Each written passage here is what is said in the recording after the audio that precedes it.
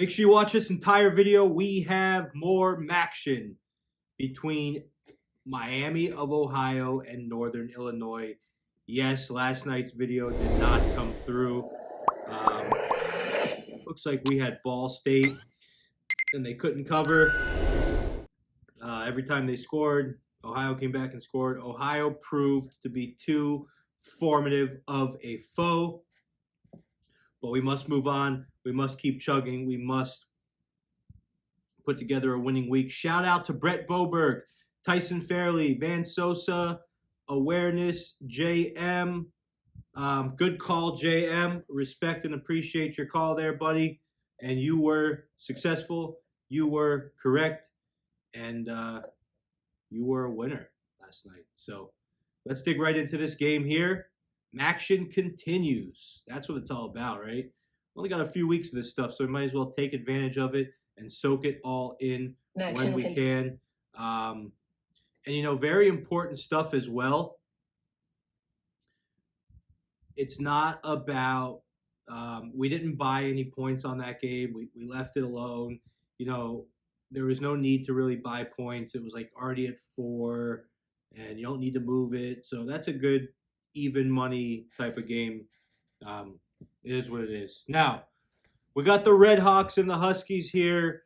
Kickoff schedule at 7 p.m. Eastern time. The REDHAWKS come into this game with a 4-6 record. They lost to Ohio, which we had Ohio in that game. They lost 37-21. Brett Gabbert passed for 244 yards, 20 completions, 3 touchdowns. KEYON, MOOZE was their top rusher, 6 carries for 27 yards. That's not really good. The receiver, HIPPENHAMMER, had 2 touchdowns on 107 yards. And defensively, they were trash. They allowed 566 total yards against Ohio, 362 in the air, 194 on the ground. Ohio's got a quality team, quality offense, and they proved it last night. For the year, Miami of Ohio has 11 passing touchdowns, 10 rushing, averaging 142 rushing yards per game, 19.6 points per game. Brett Gabbert is their starter. He's okay, 816 yards, 204 per game. You know, it's not in love with it, but he has 4 touchdowns and no interceptions, so that's important. HIPPENHAMMER is the leading receiver here, and MOOZE is the top running back. Decent numbers, nothing too crazy. Defensively, they're allowing 23 points per game to their opponents, 116 yards on the ground, 252 yards in the air.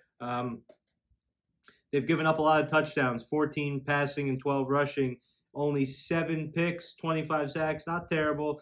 Northern Illinois comes into this game with a dismal record, dismal record of 3-7. They were able to break a 2-game losing streak. They beat Western Michigan 24-21. You know, good stuff from them in that game, but overall not good stuff. Their third down efficiency is very poor. Just, you don't like what you see there. In the offense, they're putting up 385 yards per game, 185 passing, 29 points per game. Justin Lynch is their quarterback, and you know he's not really known for his passing game. He is a running threat, however. 4.8 yards per carry, 3 touchdowns on the ground.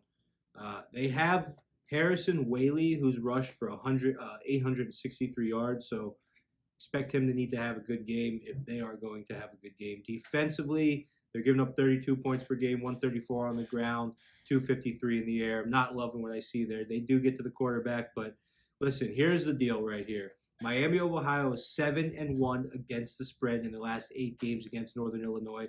They're the 6th best team in the country in turnover differential. Northern Illinois is 0-4 in the last 4 home games against the spread. All of this stuff, to me, points to Miami of Ohio. Why are they dogs? Interesting, probably because they're away. Miami of Ohio +2. Guys, this is the type of game where if you want to get some positive odds and you want to get some positive value, you can play this team on the money line. I'm risking it on the move, on the spread, +2. That's the official play. But as a Teddy tip, I'm telling you right now that you could play it on the money line also, or maybe split it up a little bit on both.